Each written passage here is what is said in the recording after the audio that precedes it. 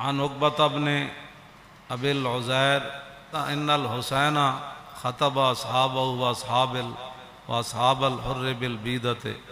عقبہ بن ابی العزار یہ کہتے ہیں کہ مقام بیدہ پر حضرت امام علی مقام امام حسین نے خطبہ دیا اپنے ساتھیوں کو بھی اور حر جو مقام بیدہ پر، فرمایا فحمد اللہ واسنا علیہ، اللہ کی تعریف بیان کی، پھر اس کی توصیف بیان کی۔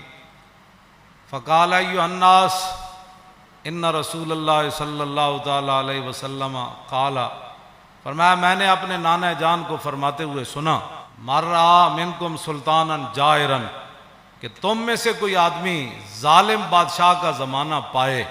یہاں تو ظالم کہنا بھی کہتے ہیں جی آپ نے ظالم کہہ دیا، ظالم بادشاہ مستحلا لحرم اللہ، جو اللہ تعالیٰ کی حرام کردہ چیزوں کو حلال کر رہا ہو، ناقصا لعہد اللہ، وہ اللہ کے ساتھ عہد و پیمان کر کے پھر اس کو توڑ رہا ہو۔ کلمہ پڑھنے کے بعد تو پھر نگاہ اور بندے کا رخ اور بندے کی ساری باتیں پھر ادھر ہی ہونی چاہیے نا۔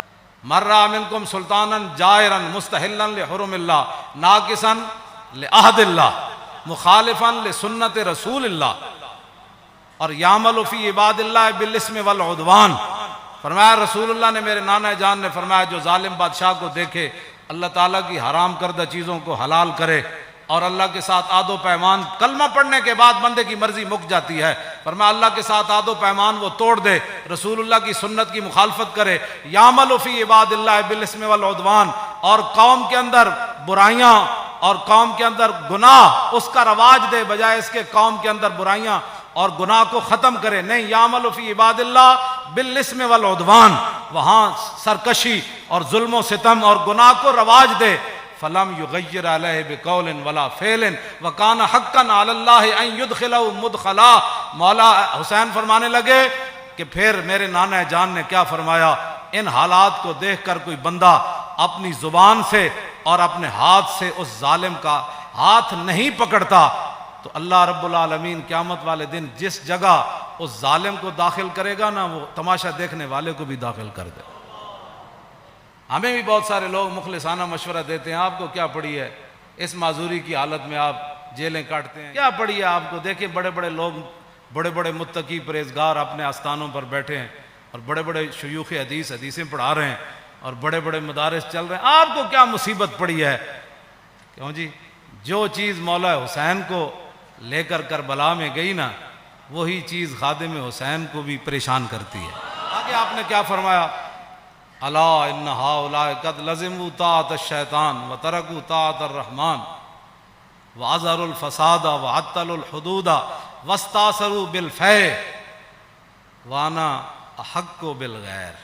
آپ نے فرمایا دیکھتے نہیں یزید نے کیا کام شروع کر دیا، قد لزموا طاعۃ الشیطان، یہ سارے کے سارے شیطان کے اطاعت گزار بن گئے، وترکوا طاعۃ الرحمن، اللہ کی اطاعت انہوں نے چھوڑ دی، واظہروا الفساد، ہر جگہ انہوں نے دنگا و فساد برپا کر دیا، وعطلوا الحدود، اور اللہ تعالیٰ کے احکام اور اس کی حدود کو معطل کر دیا، واستاثروا بالفیء، اور قومی خزانہ لوٹ کر کھا رہے ہیں۔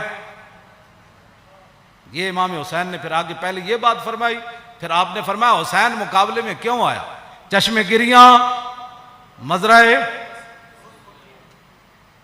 اور گلا کٹ کر نمازے، اور شمر کا خنجر گلوئے خشک پر چلتا رہا، اور بزم حق روشن رہی اور حق کا دیا جلتا رہا۔ اے امام علی مقام فرمایا وانا حق بالغیر، فرمایا حسین سب سے زیادہ حق رکھتا ہے کہ یزید کے مقابلے میں آئے۔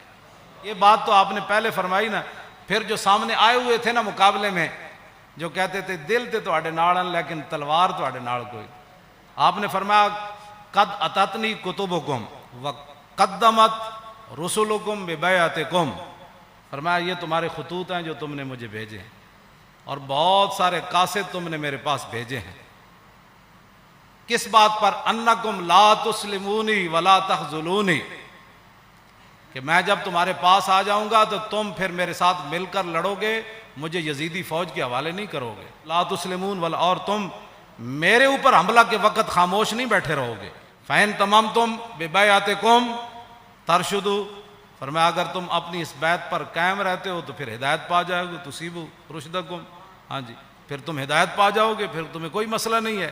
آگے پھر آپ نے لوگ پھر دیکھنے لگے یہ کون ہے، جان بوجھ کر بھی لوگ آنکھیں بند کر دیتے ہیں نا، کچھ ایک دوسرے سے پوچھنے لگے یہ کون ہے جو ہمارے سامنے خطبہ دے رہے ہیں، یزیدی فوج میں سے. تو فرمایا فانا الحسین ابن علی وابن فاطمہ بنت رسول اللہ. فرمایا جانتے ہو کہ میں حسین بن علی ہوں اور میں سیدہ طیبہ طاہرہ فاطمہ الزہرا کا صاحبزادہ ہوں، جانتے ہو مجھے؟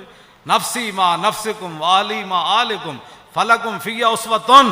آپ نے فرمایا یہ مت رکھنا کہ حسین تمہیں میدان میں چھوڑ کر چلا جائے گا، جہاں تم رہو گے حسین تمہارے ساتھ رہے گا، جہاں تمہارے اہل و عیال ہوں گے حسین کے بچے بھی وہی ہوں گے. فلکم فی اسوۃ. اے مولانا جملہ بڑا عجیب ہے. فرمایا حسین کی زندگی کیا تمہارے لیے نمونہ نہیں ہے؟ اے میرے بچے سارے میں بھائی ناڑ لے آیا، سارا خاندان لے آیا ہوں، تمہارے لیے میری زندگی ایک نمونہ ہے کہ میں سب کچھ دین کی خاطر لٹانے کے لیے آ گیا ہوں. وَإِن تَفْعَلُوا وَنَكَثْتُمْ عَهْدَكُمْ فَخَلَعْتُمْ أَعْنَاقَكُمْ مِنْ بَيْتِكُمْ فَلَعُمْرِي مَا هِيَ فِيهِ لَهُ نُكْرَةٌ. آپ نے فرمایا کہ اگر تم میرا ساتھ نہیں دیتے اور جو تم نے وعدے کیے وہ توڑ دیتے ہو، میری بیعت تم ختم کرتے ہو، تو اللہ کی قسم مجھے اس پر کوئی زیادہ تعجب نہیں ہے. لَقَدْ فَعَلْتُمُوهُ بِأَبِي وَأَخِي وَابْنِ عَمِّي مسلم. فرمایا مجھ سے پہلے تم میرے ابا جی کے ساتھ بھی یہ غداری کر چکے ہو، اور میرے بھائی حسن کے ساتھ بھی تم غداری کر چکے ہو، اور میرے چچا زاد بھائی مسلم بن عقیل کے ساتھ بھی غداری کر چکے. وَالْمَغْرُورُ مَنِ اغْتَرَّ بِكُمْ فَحَظَّكُمْ أَحْطَاطُمْ وَنَصِيبَكُمْ دَيَّاتُمْ.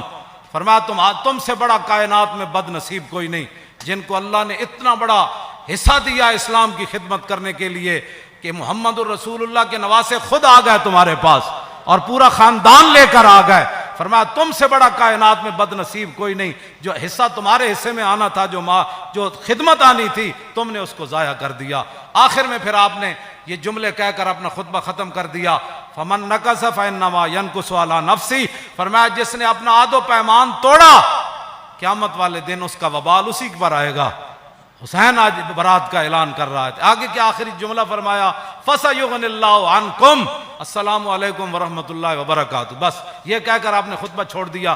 آپ نے فرمایا ان قریب حسین کو رب تم سے بے نیاز کر دے گا. اور پھر السلام علیکم ورحمۃ اللہ وبرکاتہ کہہ کر آپ نے خطبے کو چھوڑ دیا.